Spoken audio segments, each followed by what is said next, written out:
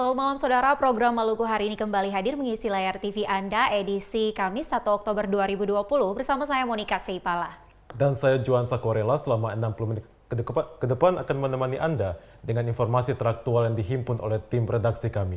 Inilah Maluku hari ini selengkapnya.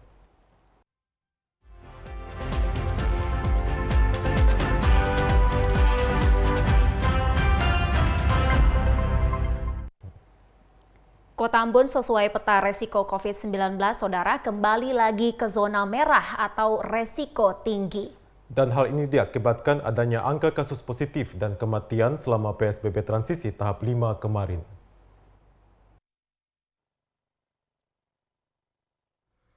Sesuai data peta risiko COVID-19, Kota Ambon kembali naik ke level zona merah atau berisiko tinggi. Kota Ambon kembali lagi ke zona merah setelah adanya perkembangan angka kasus positif dan kematian. Bertambahnya angka kasus positif maupun kematian akan berdampak pada perubahan zonasi risiko COVID-19. Hal ini diungkapkan Wali Kota Ambon Richard Lohena Pesi Kamis pagi. Menurut Wali Kota Ambon, kunci utama menekan angka COVID-19 yaitu pada disiplin masyarakat dalam menerapkan protokol kesehatan. Wali Kota mengaku selain adanya penambahan kasus dan kematian, di sisi lain angka kesembuhan juga cukup tinggi. Tanggal 26 itu zona kita itu masih orange. Tapi tanggal 27 dia naik lagi. Ya, dia naik lagi ke merah. Kuncinya pertama itu ada pada tingkat penyembuhan ya cukup tinggi dan yang kedua itu pada kematian. Nah, kita memang kelihatannya itu menurun karena 2 orang meninggal dan itu berpengaruh sekali terhadap nilai zona itu. Sesuai peta zonasi risiko, Kota Ambon kembali masuk zona merah bersama 62 daerah di Indonesia. Melki Latusawale, John Ralahalo melaporkan. Informasi lainnya saudara, 10 orang di DPRD Maluku kembali terkonfirmasi positif COVID-19. Ya, penambahan kasus positif di DPRD Maluku didasarkan pada hasil swab test tahap kedua yang telah dikeluarkan Dinas Kesehatan Maluku kemarin.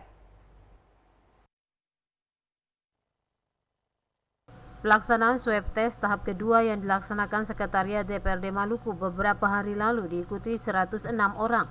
Mereka yang mengikuti swab test terdiri dari ASN, pegawai kontrak, dan wartawan yang beraktivitas di DPRD Maluku.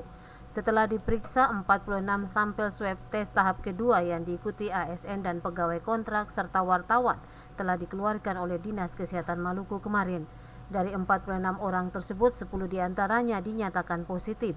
Hal itu disampaikan Sekwan DPRD Maluku Baduin Watimena kepada wartawan Kamis pagi. 10 orang yang terkonfirmasi positif COVID-19 di DPRD Maluku terdiri dari ASN, pegawai kontrak, dan wartawan. Kemarin sore hasilnya sudah keluar baru 46 spesimen yang dikeluarkan. Dari 46, 10 orang dinyatakan positif. 36 negatif. Ya, kita masih menunggu sisa 60 yang sampai saat ini belum dikeluarkan. Sebelumnya di DPRD Maluku berdasarkan hasil swab test tahap pertama ada 4 orang yang terkonfirmasi positif COVID-19. Bila ditambah dengan 10 orang hasil swab test tahap kedua, maka total ASN, pegawai kontrak, dan wartawan yang terkonfirmasi positif COVID-19 di DPRD Maluku sudah mencapai 14 orang. Rida Raiman, Bambang Yudhasuara.